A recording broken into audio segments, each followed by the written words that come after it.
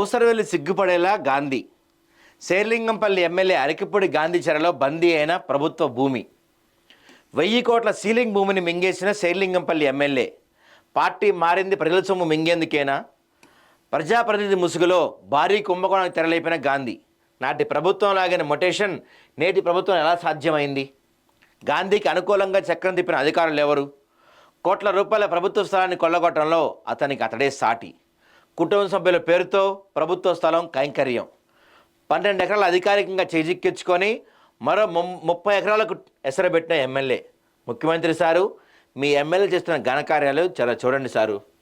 Party మారి మరీ వచ్చాడు కదా పెద్ద సారు. పార్టీ మారింది ప్రజల కోసమో అభివృద్ధి కోసమో అని బిల్డప్ ఇస్తూ ప్రజల ఆస్తులను మింగేసి 1000 కోట్ల సంపదను కొల్లుగొట్టబోతున్నారు. 10 తరాలు తిన్నా తరగని ఆస్తి సంపాదిస్తున్నారు. ఖాళీ స్థలం కనిపిస్తే చాలు అధికారాన్ని అడ్డు పెట్టుకొని కబ్జా చేసేస్తున్నారు. ప్రజలకు సేవ చేస్తామంటూ ప్రమాణం చేసిన ప్రజాప్రతినిధులు ప్రమాణాన్ని పక్కన పెట్టి తమ స్వార్థం కోసం పార్టీలు మారుతూ రంగులు మార్చే ఊసరవెల్లి సైతం మరిపించేస్తున్నారు. మహానగరంలోని రాజకీయ మాయగాళ్లు గ్రేటర్ మహానగర పరిధిలోని గాజుల రామారావు డివిజన్ పరిధిలోని సర్వే నెంబర్ 307లో 100 కోట్ల విలువ చేసే 12 ఎకరాల సీలింగ్ భూమి కాస్త ప్రైవేట్ భూమిగా మారిపోయింది. రాజు తలుచుకుంటే దెబ్బల కొదవుండదనే నానుడి అధికార పార్టీ నాయకుల అండతో రెవెన్యూ అధికారులు నిజం చేశారు. అధికార పార్టీలో ఉంటే అసాధ్యం అనేది ఉండదనేది శేర్లింగంపల్లి ఎమ్మెల్యే అరకిపూడి గాంధీ నిజం చేసి చూపించారు. భార్య, కూతురు, తమ్ముడు పేరు మీద కోట్ల విలువ చేసే ప్రభుత్వ భూమి స్థలాన్ని ఎమ్మెల్యే ఇట్టే మార్చేశాడు. ఉద్యమ పార్టీ అయిన బీఆర్ఎస్ ప్రభుత్వం రాగానే అక్రమ భూములను సక్రమం చేసుకోవడానికి 2014లో తెలుగుదేశం పార్టీలో గెలిచి స్వార్థ ప్రయోజనాల కోసం అప్పటి బీఆర్ఎస్లో చేరాడు.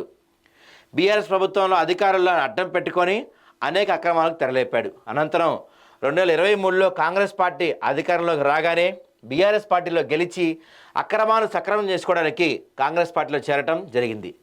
ప్రజాప్రతినిధి ముసుగులో భారీ కుంభకోణానికి తెరలేపిన గాంధీ 12 ఎకరాలతో పాటు మరో 30 ఎకరాలను తన గుప్పెట్లో పెట్టుకుని తెలుస్తుంది. ప్రజల ఓట్లతో ఎన్నికై ప్రజలకు సేవ చేయాల్సింది పోయి ప్రజల ఆస్తులను పప్పన్నంలాగా మింగేస్తుండటం ఇతనికి వెనతో పెట్టిన విద్య. గతంలో టీడీపీ నుండి గెలుపొంది బీఆర్ఎస్లో చేరడం వెనకాల కూడా అప్పట్లో అతడు చేసిన ఓ కబ్జానే కారణమంటూ పెద్ద ఎత్తున విమర్శలు వెల్లువెత్తున్నాయి. 100 కోట్ల భూ కబ్జాలు జరుగుతుంటే రేవంత్ రెడ్డి ప్రభుత్వం ఎందుకు మౌనంగా ఉంది? అంతా ప్రభుత్వ పెద్ద కనుసరణలో జరిగిందా? ప్రభుత్వ స్థలాలను పరీక్షించేందుకు హైడ్రా తీసుకొచ్చామని గొప్పలు చెప్పుకున్న ప్రభుత్వానికి ఈ ఎమ్మెల్యే చేసిన భూభాగోతం తెలియటం లేదా అంటూ రాజకీయ విశ్లేషకులు విమర్శిస్తున్నారు. ఓ రెవెన్యూ అధికారి ఈ భూమార్పిడి వెనకాల చక్రం తిప్పినట్టు తెలుస్తుంది. ఈ వ్యవహారంలో అతడికి భారీ ఎత్తున ముడుపులు అందాయనేది వాదన కూడా ఉంది. సో ఈయన గతంలో టీడీపీ నుంచి బీఆర్ఎస్కి వచ్చాడు. బీఆర్ఎస్ అధికారంలో ఉన్నంతకాలం బీఆర్ఎస్లో ఉన్నాడు. ఆ తర్వాత బీఆర్ఎస్ అధికారంలోకి పోయి కాంగ్రెస్ గెలవగానే కాంగ్రెస్కి వచ్చాడు. ఇలా పార్టీలు ఎందుకు మారుతాడంటే అది అధికారం కోసమో నియోజకవర్గంలో అభివృద్ధి చేస్తాం కోసమో కాదు. కొన్ని అక్రమంగా ఉన్నవి సక్రమం చేసుకోవటానికి, కొన్ని కబ్జాలు తెరలేపటానికి, అధికారులు అండదండలతో ఉండటానికి ఆయన అధికారం ఏ పార్టీ ఉంటే ఆ పార్టీలో మారుతుంటాడు. ప్రభుత్వ నాయకులు, ప్రభుత్వాలు మరి ఇవన్నీ ఆ పార్టీ పెద్దలకి వాళ్ళకి తెలియకుండా జరుగుతున్నాయా? తెలిసినా కూడా వాళ్ళు పట్టించుకోవడం మానేస్తున్నారా అనేది ఇక్కడ రాజకీయ విశ్లేషకులు అందరూ మాట్లాడుతున్నారు. చూడండి, ఎందుకంటే ఇంత పెద్ద మొత్తం జరుగుతుంటే, దాదాపు 100 కోట్ల భూ కబ్జాలు జరుగుతుంటే రేవంత్ రెడ్డి ప్రభుత్వం ఎందుకు మౌనంగా ఉంటుంది? దీనిపైన కోట్ల విలువ చేసే ప్రభుత్వ భూమి ఎమ్మెల్యే ఆధీనంలోనే. ఇనాం భూములను రద్దు చేస్తూ 1955 ప్రభుత్వ చట్టం తెచ్చింది. అప్పటి నుండి భూములన్నీ రెవెన్యూ రికార్డుల ప్రకారం ప్రభుత్వ భూములుగా కొనసాగుతున్నాయి. అనంతరం 1977లో అప్పటి ప్రభుత్వం వీటిని సీలింగ్ భూములుగా గుర్తించింది. అప్పటి నుండి సర్వే నెంబర్ 307 ప్రభుత్వ భూమిగా రెవెన్యూ రికార్డులో కొనసాగుతుంది. ఉమ్మడి ఆంధ్రప్రదేశ్ ప్రభుత్వం ఈ స్థలాన్ని 307/1 సబ్ డివిజన్గా చేసి వాటితో పాటు 303 సర్వే నెంబర్ కొంత స్థలాన్ని కలుపుకొని 272 ఎకరాల భూమిని ఆంధ్రప్రదేశ్ స్టేట్ ఫైనాన్స్ కార్పొరేషన్ కేటాయించింది. వీటితో పాటు మరో 79 ఎకరాల స్థలాన్ని క్రషర్ కంపెనీలు కేటాయించింది. ఎస్ఎఫ్సి ఆధీనంలో ఉన్న భూమిపై కన్నేసిన ఎమ్మెల్యే గాంధీ తన అనుచరులతో కబ్జా చేయించిన ఆరోపణలు ఉన్నాయి. అప్పటి నుండి ఆ స్థలంపై కన్నేసిన గాంధీ క్రషర్ యజమానుల దగ్గర కొనుగోలు చేసినట్టు పత్రాలు సృష్టించిన ఆరోపణలు కూడా ఉన్నాయి. ఈ పత్రాల ఆధారంగానే తన కుటుంబ సభ్యులపై రిజిస్ట్రేషన్లు సైతం చేయించినట్టు తెలుస్తుంది.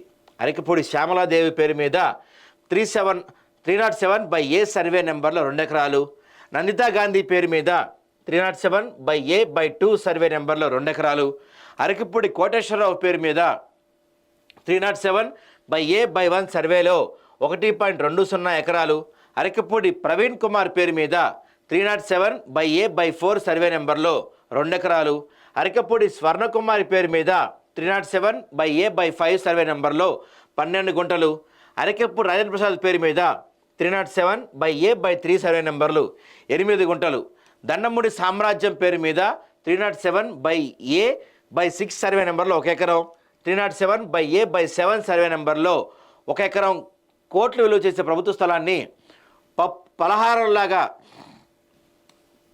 మార్చుకొని మరి రిజిస్ట్రేషన్ నడిపించారు. అసెంబ్లీ ఎన్నికల ముందే ఈ వ్యవహారం అంతా చక్కబెట్టిన గాంధీ ఎన్నికల అనంతరం పార్టీ మారి తన పనిని సులువుగా చేసుకునే ప్రచారం ఉంది. ఇప్పటికైనా ఈ ప్రభుత్వం పార్టీలు మారుతూ ఊసరవెల్లి సిగ్గుపడేలా ఉన్నటువంటి ప్రజాప్రతినిధులపై దృష్టి సారిస్తుందా, లేదా ఇలాంటి వారిని అడ్డం పెట్టుకొని ప్రభుత్వంలోని కొందరు పెద్దలు పనులు కానిస్తున్నారా? కోట్ల విలువ చేసే 307 సర్వే నెంబర్లో జరుగుతున్న అక్రమాలు, దీని వెనుక కలెక్టర్, రెవెన్యూ అధికారులు, స్థానిక నాయకుల పాత్రపై మరో కథనం ద్వారా పూర్తి ఆధారాలతో మీ ముందుకు తీసుకురానుంది ఆదాబ్ హైదరాబాద్. మా అక్షరం అవినీతిపై అస్త్రం. ఇవన్నీ కూడా ఈ సర్వే నెంబర్లన్నీ కూడా మేము నోటి మాటగా చెప్తుంది కాదు, ధరణిలో చాలా స్పష్టంగా వస్తున్నాయి. చూడండి, ఇవన్నీ కూడా సర్వే నెంబర్లు, ఇవన్నీ కూడా అక్కడ భూమి ఏంటి, ఎటువంటి భూమి అవి అని కూడా మనకి చాలా క్లియర్గా వస్తుంది. ఇక్కడ చూడండి, సర్వే నెంబర్ 297.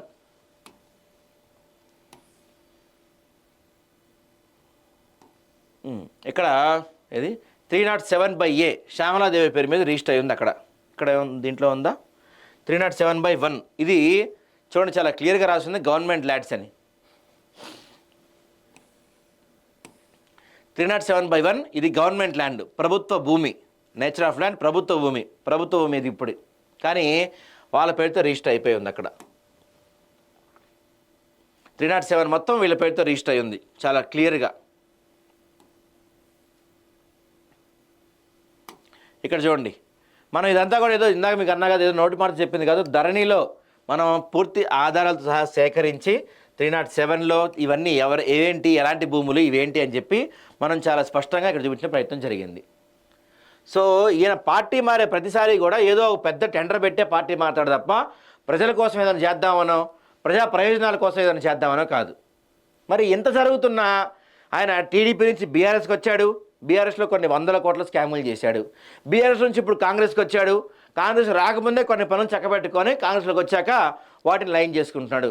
మరి ఈయన చేసేవన్నీ కూడా ఆ పార్టీ పెద్దలకు కానీ ఆ పార్టీ నాయకులకు కానీ తెలియదా? గత హయాంలో టీఆర్ఎస్ అంటే వదిలేసేయండి, వాళ్ళు 100 కోట్ల భూ స్కాములు చేశారు. అందులో మనోడు కూడా చక్కగా కుదిరినంత స్కాములు చేస్తుంటాడు గతంలో. మరి ఇప్పుడైనా ప్రజాప్రభుత్వం అని చెప్పుకుంటున్న కాంగ్రెస్ ప్రభుత్వంలో ప్రజాపాలన, ప్రభుత్వ స్థలాలను, ప్రభుత్వ చెరువులను రక్షిస్తానికి వచ్చిన హైడ్రా లాంటి సంస్థలు ఏర్పాటు చేసిన రేవంత్ రెడ్డి హయాంలో కూడా ఇలాంటి భూ కబ్జాలు జరుగుతున్నాయంటే రేవంత్ రెడ్డికి తెలియకుండా జరుగుతుంది ఇదంతా, తెలిసినా పట్టించుకోవటం లేదా అని చాలామంది రాజకీయ విశ్లేషకులు మాట్లాడుకుంటున్నారు. మరి దీనిపైన అరకపూడి గాంధీ ఎటువంటి సమాధానం చెప్తారో చూడాలి మనం.